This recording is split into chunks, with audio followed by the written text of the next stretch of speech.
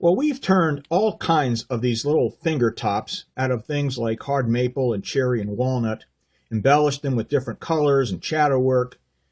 But I was surfing the internet the other night and came across a German woodturner's website in which they make a sort of a modified top that looks kind of like this. And they call this a Turmkreisel, or a tower top. And what it consists of is a tower, as you can see, like this, which in my case was made from hard maple and a piece of ebonized poplar, in which a small cup is turned in the top, and that's the surface on which the upper top will spin. I've actually stabilized that with a little bit of thin cyanoacrylate glue to make it a hard bearing surface and to reduce the friction as the top spins. The other part of this is the actual top itself.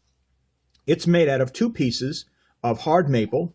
The finial was turned separately and glued in to a small tenon and mortise, and then the actual top itself was turned with a bearing surface at the bottom. You can see that right there, comes to a small point. It's undercut on the side and then has a small stem that goes up to the major mass of this, the annulus, that's actually going to be able to spin and maintain the top in a spinning, stable condition.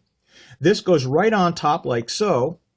And when we spin this, it spins rather well and continues in its motion just like any other top. But when it starts losing energy and slows down, the neat thing about this is that it doesn't move. It can't really go anywhere because it's contained by that little cup. And when the top stops spinning, what will happen is it will lose its energy. It'll start to wobble.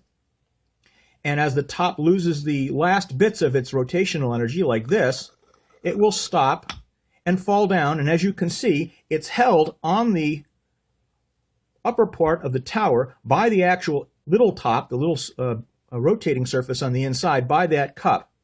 I thought this was an interesting project and gave it a try. This is actually my first attempt at making one of these, and you'll agree with me, I think, that it is an interesting little project, and maybe you can try it and let it fall for you.